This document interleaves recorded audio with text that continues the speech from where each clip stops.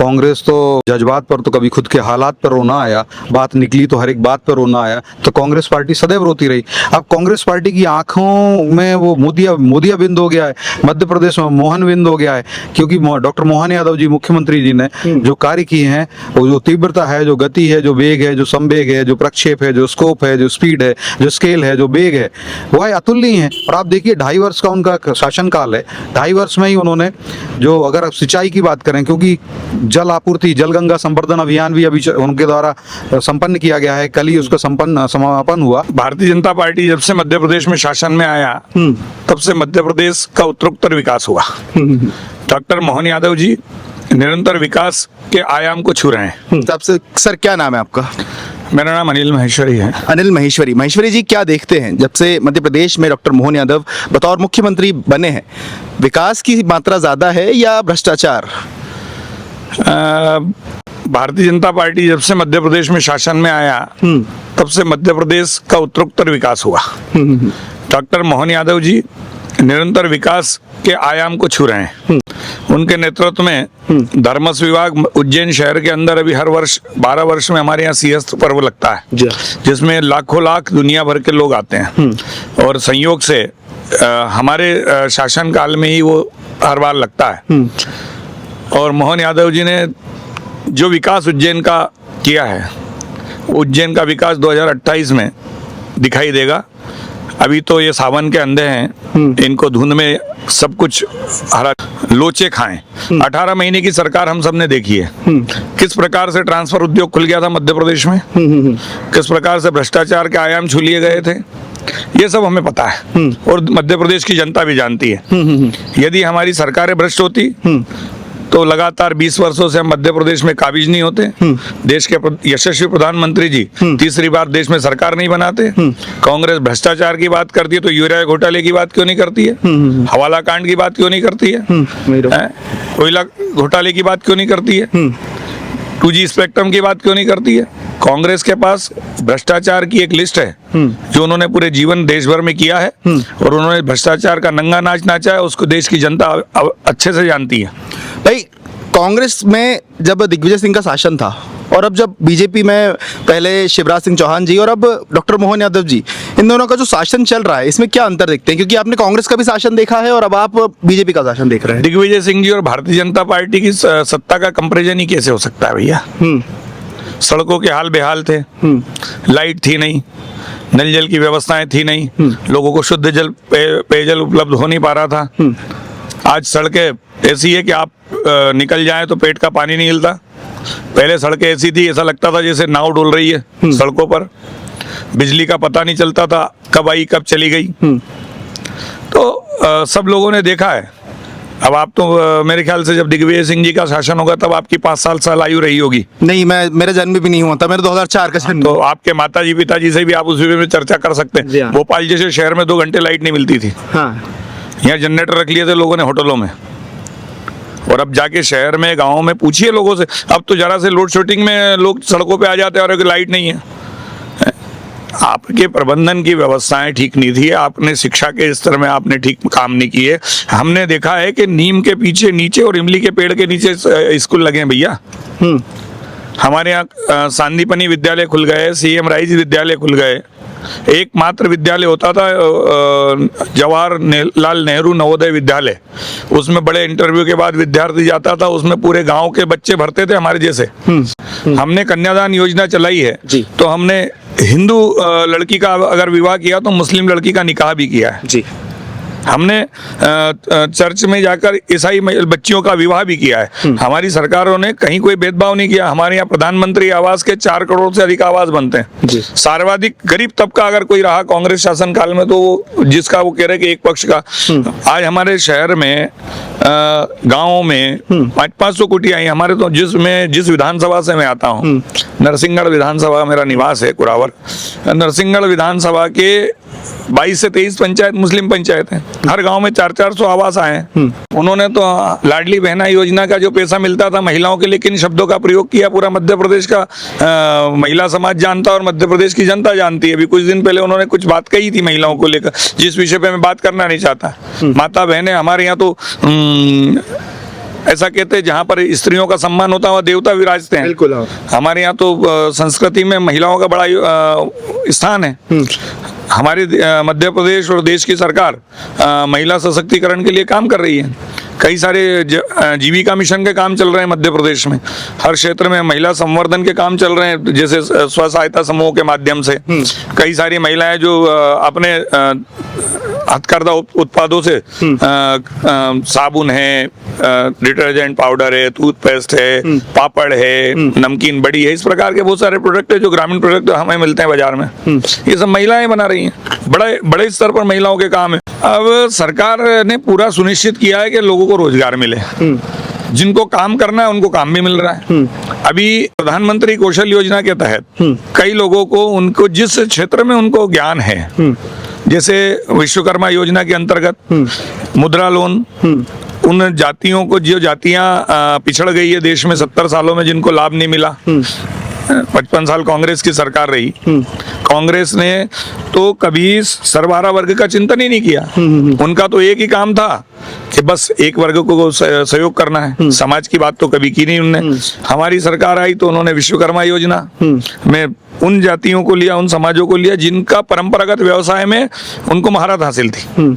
जैसे बढ़ई हो गया, लोहार हो गया, दर्जी हो गया, सुतार, लुहार, दर्जी, कुम्हार, जिनका मिट्टी के काम से जुड़ा हुआ था, कपड़े के काम से जुड़ा हुआ था, जरदोशी के काम से, जिससे भारत की अर्थव्यवस्था मजबूत होती है, जिससे जीडीपी बढ़ती है, उन क्षेत्र के लोगों को शासन ने मजबूती से काम किया है। भारतीय जनता पार्टी की सरकार ने और माननीय मोदी जी और माननीय मोहन यादव जी के नेतृत्व में हम निरंतर आगे बढ़ रहे हैं।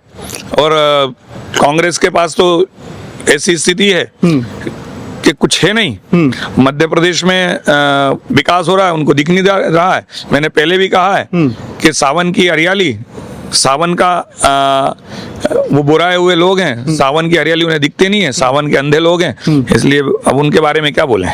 कांग्रेस तो कभी रोती है, हर बात पर रोती है।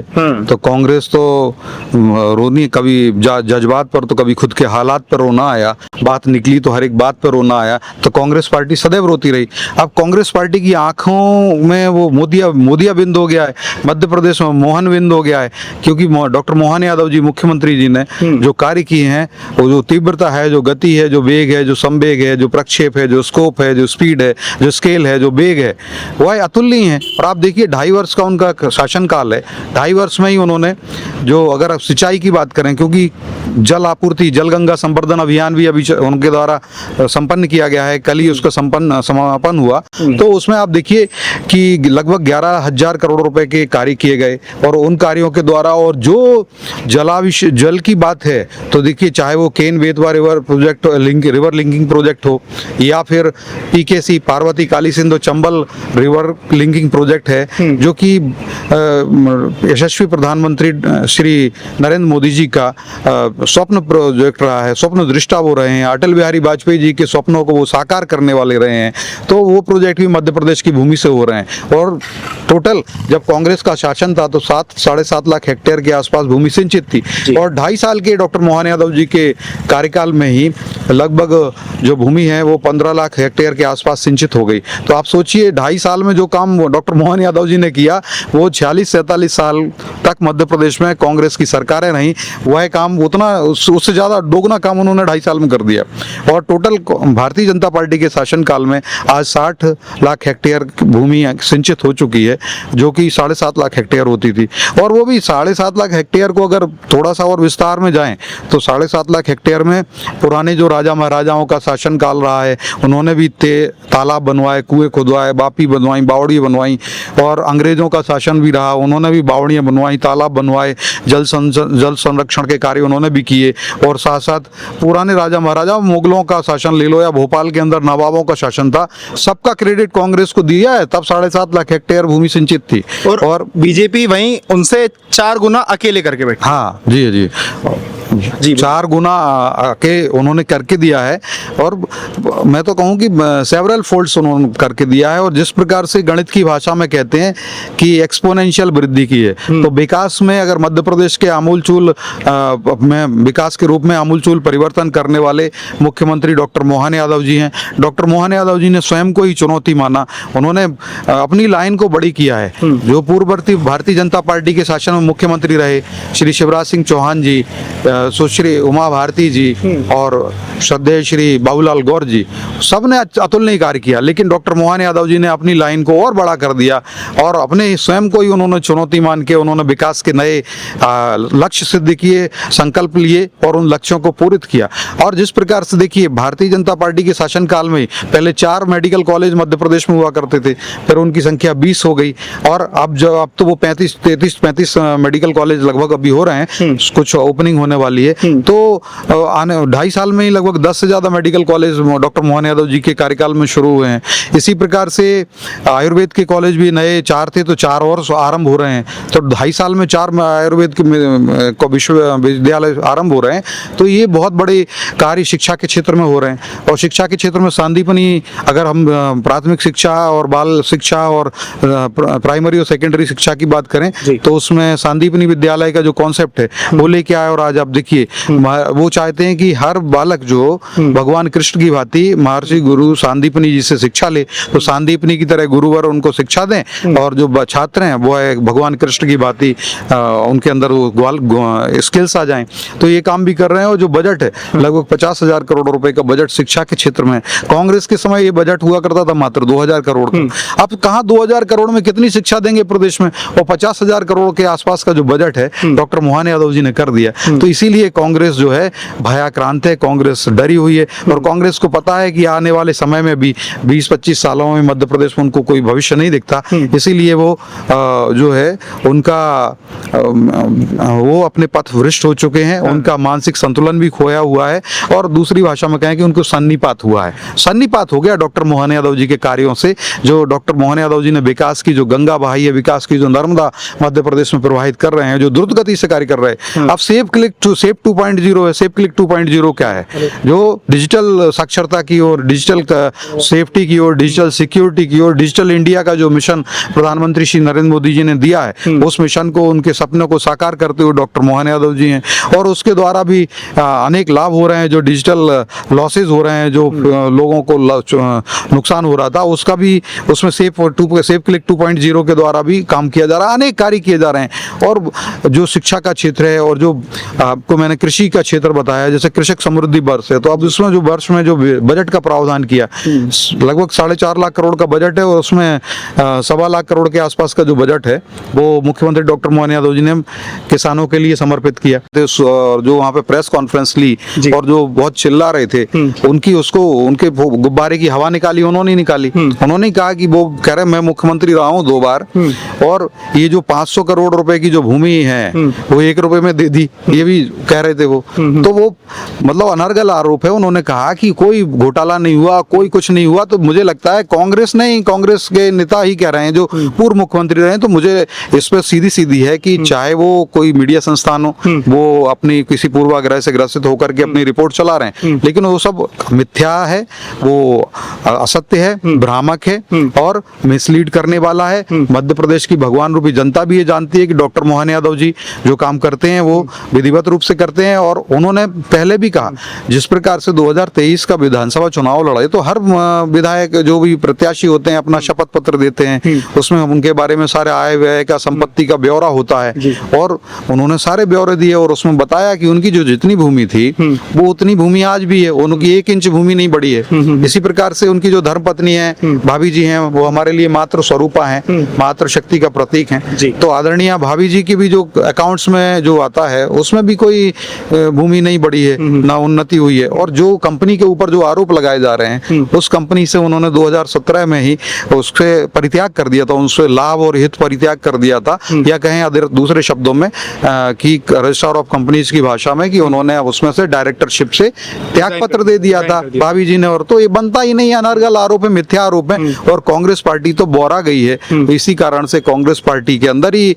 विरोध उत्पन्न हो रहा है। और कांग्रेस में जीतू पटवारी जी को जो बीच में जो भी क्रमबद्ध रूप से देखेंगे, चाहे वो राज्यसभा के चुनाव में जिस प्रकार से कांग्रेस ने मुंह की खाई है, उनके प्रत्याशी का नामांकन निरस्त हुआ, या उससे पहले भी वर्ष 2022 में भी क्रॉस वोटिंग हुई थी जब राष्ट्रपति जी का चुनाव चल रहा था, तो 2 दर्जन के आसपास के विधायकों ने क्रॉस वोटिंग की थी। तो इन सबको देखते हुए वो कांग्रेस जो है विचलित हो गई है, बौखला गई है, बोराई हुई है। तो कांग्रेस पार्टी बोराने के कारण अपनी बुराइयों को ढकना चाहती है। जीतू पटवारी जी को ऊपर बहुत ज्यादा दबाव है उनको पद त्याग करने का, तो इस प्रकार से वो अनर्गल आरोप लगा रहे हैं। तभी तो मुख्यमंत्री जो पूर्व मुख्यमंत्री रहे हैं दिग्विजय सिंह जी, उन्होंने उनके छल में छेद कर दिया। मतलब ये आपस के अंदर चल रहा है, उनके अंदर है।